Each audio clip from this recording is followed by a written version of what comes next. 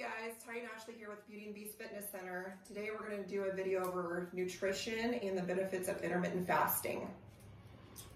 Okay, so we had a couple of people reach out wanting to know our opinions on intermittent fasting, kind of give a rundown of the benefits and that sort of thing for intermittent fasting. So as far as my opinion on intermittent fasting, I actually think it can be advantageous to several people. I've done it on and off for various reasons. Let's start off with the different types of intermittent fasting. So you have the kind of the standard, which I think most people use, the one I use, which is typically about 16 hours fasting, and then about 8 hours of a feeding window. The other more common one would be 24 hours fast, 24 hours feeding window. The differences between the two are this. The 24 hour one basically gives you a longer period of time to fast. The advantages of that, the main advantages of that are increased digestion, improves digestion. The longer period that your digestive tract gets basically a vacation from trying to digest and process foods, the more efficiently it's going to run. The other one being a result called autophagy, and I'll go into what that is. I'll go into what that is in here later in the video. Other advantages are easier caloric and portion control. That one I tend to find works. You get more of that from the 16-hour fast, 18-hour feed window.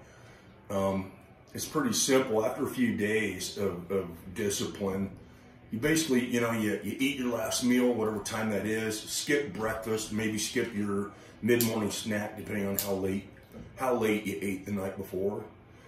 And after a few days, your body adjusts to it pretty good. You start feeling pretty good. Your stomach, flattens out. You don't have the bloating and the distension from constantly pumping food in there. That's the type of fasting I've done in the past, on and off, and it does work. One thing I found from fasting is basically it's probably going to be more advantageous to someone looking to maintain body weight or lose fat. Trying to basically grow muscle, bulk up on that kind of a diet. It's going to be a little bit harder because of the caloric surplus you have to eat in order to build muscle, and trying to get that in such a short feeding window. I mean, you're eating massive amounts of food at each meal. It just doesn't seem to really compute and work out when you're trying to grow. Doesn't mean you can't do it. There's people out there who can do it. I've tried it. I need a massive amount of food if I want to grow muscle, and I couldn't get the calories in quite frankly, without feeling like shit by the end of the day. But pushing too much food too quickly.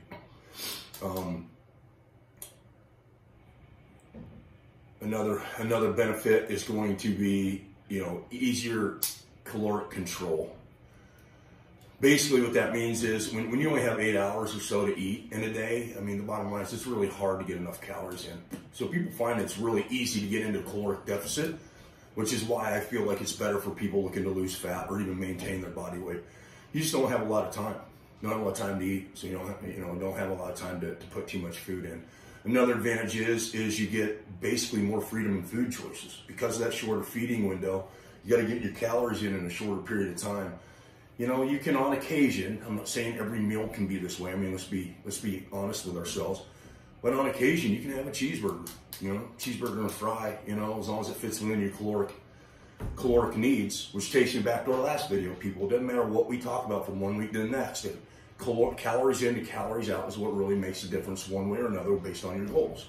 So if you hear me say, oh, you get a little more freedom of food, and you have cheeseburgers and fries or a couple slices of pizza, doesn't mean you just go gorge on shit and expect to get results, okay? So at the end of the day, regardless of whether you do intermittent fasting or some other nutritional program, you got to watch your calories based on what your goals are, okay? Not 6 cupcakes instead of 1. Right, pretty much, or a whole package of Nutter Butter cookies. I don't know who does that. That's good. But so keep in mind, we still have to have a little bit of discipline, okay? It's not a free pass. Just go eat like shit. I've already gone over the increased digestion. Again, we eat all the time. Our systems are kind of based on the fact that, you know, when we were hunter-gatherers way back, cavemen, cavewomen, whatever, they used to go long periods without food in between, you know, depending on their location, not being enough food or not making a kill of some sort and having food. So the body's actually set up to kind of feast and famine, so to speak, or fasting type diets. So it does actually work really well with your body. If you try it, just make sure that it's fitting your goals like anything else. It also can have some anti-inflammatory effects, especially in the digestive system again. Again, stress on the body, even the digestive system, putting a bunch of food in on a real regular basis can cause some inflammation. Inflammation is basically a stress marker in the body that tells the body there's an issue, go fix it, you know, but you can't fix it. We're constantly dumping food in and recreating that stressful environment. So anti-inflammatory effects, big part of that. It also increases insulin sensitivity. A lot of us in our modern diets, all the processed sugars and foods and that sort of thing, you know, we get a little insulin resistant. For those of you who don't know, insulin resistant is when your body is not very good at processing and using carbs for energy. So what happens is, you know, you spike insulin, which happens when you eat carbohydrates and specifically starchy or sugary carbs. And then the body will use the carbohydrates for fuel, but if it's not using them very well because it's not very efficient at it due to insulin resistance, what happens? You know, it gets stored. We get fatter, basically. So you can actually improve your insulin sensitivity if this is one of the things you seem to be dealing with. Again, the long periods without food, you're not putting in carbohydrates. The body has to become better at using carbohydrates because of the feast or famine type situation that we're putting the body in. You tend to have fewer cravings, again, because your body adjusts to that fasting period and starts to use more fat in that fasting period, and I'll go over that here shortly too. So you don't get quite the cravings that you normally get. And I think part of it's probably mental. You know, you get that occasional freedom in food, like I spoke about earlier. So you're not going long periods of time like we would typically. I mean, again, if we're spreading out 2,000 calories over 5 or 6 meals a day, starting at 8 a.m. and then at 8 p.m., then, you know, the body's going to tend to have some cravings because we have to be real careful what we put in, you know, when we're eating that frequently. That shorter period of time gives you a little more freedom. You get a little taste of the good stuff every now and then. So you tend to crave them less. Still got to have a little willpower, though, people. I mean, at the end of the day, you got to have a little willpower. You eat crap, the body starts craving more crap. So just keep that in mind. When you eat it, a lot of times we crave it. We're not hungry. You sit there, oh, I'm starving. I need this. I need that. A lot of times your body just, you know, it tastes good. Endorphins are released in the brain. The body releases ghrelin, which is the body's hunger hormone. Again, remember, the body's always trying to survive. It wants to store fat for future starvation periods. So you eat yummy, tasty shit. It causes a ghrelin release, which is basically your body telling you, go eat more of that because I can put on fat if you eat that. So keep that in mind. Self-conscious, be aware of what you're doing. It's fairly simple to adhere to.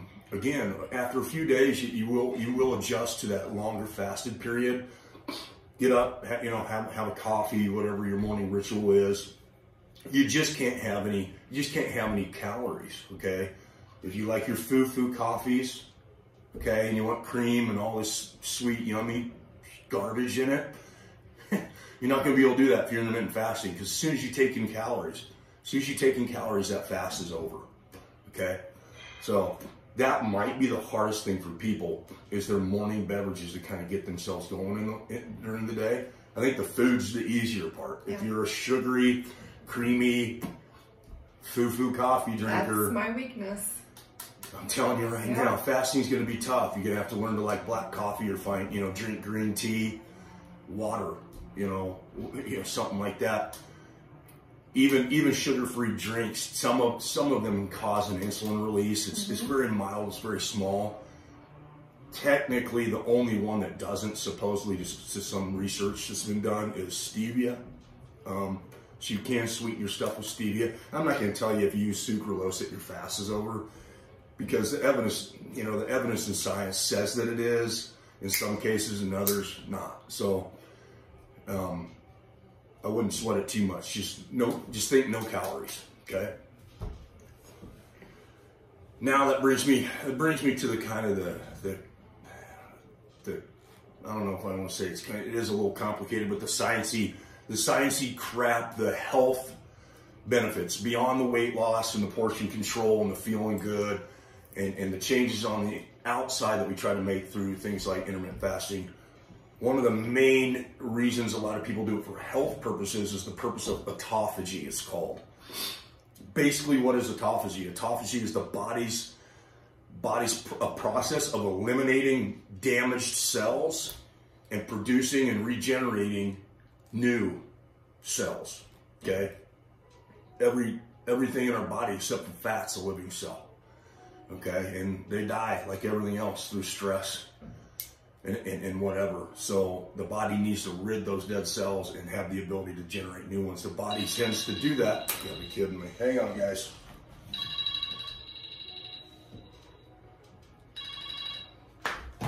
Supplement retailer. They can wait. Anyway, where was I? So the body's got to rid itself of the dead cells, got to regenerate new ones. The body's much more efficient at that after fasting for long periods.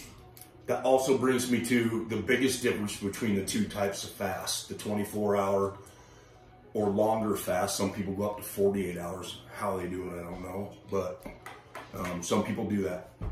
So when you fast, it takes approximately, according to some scientists, 16 hours to really maximize the process of autophagy. So if you're doing the 16 and 8 fast, about the time you get into maximum autophagy effects, you're gonna start eating, okay? That's where I think people start getting into the 24-hour and longer fast is the process of autophagy. Just the ability to rid the body of dead cells, regenerate, be super healthy, feel good on the inside. You feel good at the 16-8 as well. I've done more than a 24-hour fast before, and you know, maybe I didn't do it enough, but I didn't feel that much better than the 16-8. And quite frankly, I was hungry. So cranky. Yeah, and a little bit cranky. I like my food. And then when you come off, you tend to overconsume. You don't want to overconsume food at your first meal breaking a fast. So that's another key point I need to get into. You can't just break your fast with a real carb heavy, fat heavy, high calorie meal. I mean, just, you know, a moderate sized meal like anything else. You know, if you're going to eat 4 times in that 8 hours, you know, you try to eat roughly the same amount of calories in all 4 meals. You know, make it simple for the body to understand what you're doing. Don't overstimulate the digestive system or underfuel yourself from one meal to the next. There is some theoretical ideas and speculation through scientists and doctors. Okay, now the key points there: theoretical. Okay, this has not been proven at this point, but it's theoretical based on what the process of autophagy is removing dead or damaged or cells that are no good to the body, getting it out, replacing it with good healthy cells. So the theory is that the body can potentially remove cancerous cells through the process of autophagy, okay?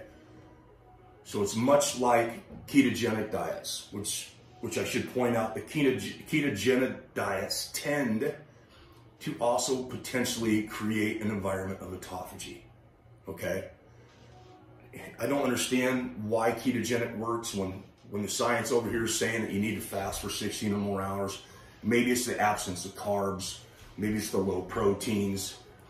Fats tend to be the one thing that you can consume when fasting in small amounts that will only temporarily break a fast but put you back into a fast. The reason being is you are usually at a heightened state of lipolysis or fat burning while fasting due to hormone release, growth hormone. I'm not going to get into the science of that. We'll save that for another video if people want more information. But essentially, your body releases more growth hormone to save muscle and increase fat burn to provide energy for the body during a fast. And so you tend, since you're feeding on fat during a fast, some fats can be ingested, which will temporarily take you out of your fast because your body will switch and burn the fuel you put in. But once that's burned, it'll go back in to a process of lipolysis or burning your own body fat. Small amounts of fat though, okay? Don't be shoving down a bunch, you know, drinking 3 keto coffees with 28, 30 grams of fat from MCT and grass-fed butter or ghee or whatever you're gonna put in it. Keep it small. Keep it small if you have to do it. That's a good thing for you people like your food drinks. Little stevia, half teaspoon or two of grass-fed butter, teaspoon of CLA, MCT oils, whether it be oil or powder, that'll sweeten up your coffee. And I'll be honest with you, the butter makes it probably even creamier than your creamers, to be honest with you. It does. So if you have to have something, give that a go. So back to the process of autophagy. Basically, it's the body's ability to rid cells, regenerate new ones. That'd be the deeper, more health-related reasons for intermittent fasting. Other than that, quick recap, easier to control calories throughout the day, more freedom in food choices. If you do the 16-8, I think if you're doing the 24-24, you got to be careful with that again, because one day you're going to eat all day, one day you're not going to eat at all. It doesn't mean you can turn around on the 24 and have crappy food, because you are eating all day. It's going to be real easy to get too many calories in. Increased improved digestion, anti-inflammatory effects, very specifically in the digestive system, but probably in the body in general. Increased insulin sensitivity, making the body more efficient at burning carbohydrates. So if you become a little insulin resistant, which a lot of us do, with our crappy diets, that's going to be a benefit. Tend to have fewer cravings. Typically if you're doing the 16-8 fast, not so much on the 24-24, and it is pretty simple to adhere to. That's pretty much the basics. Nothing real crazy about it. It's pretty simple. Nothing real magical about it. It's just a matter of lengthening the period of time you go without food and shortening the period of time you go with food. Still need to focus on healthy, nutritious foods, quality proteins, healthy fats, preferably fibrous carbs over starchy ones. None of that really changes. It's just the period of time that you're eating. Intermittent fasting is not a free pass to go eat garbage. Nope. That's it. All right, guys, if you have any further questions on the nutrition and stuff like that, give us a call here at 402-519-3080 or stop in. We'll be happy to sit with you, answer any of your questions. Thanks.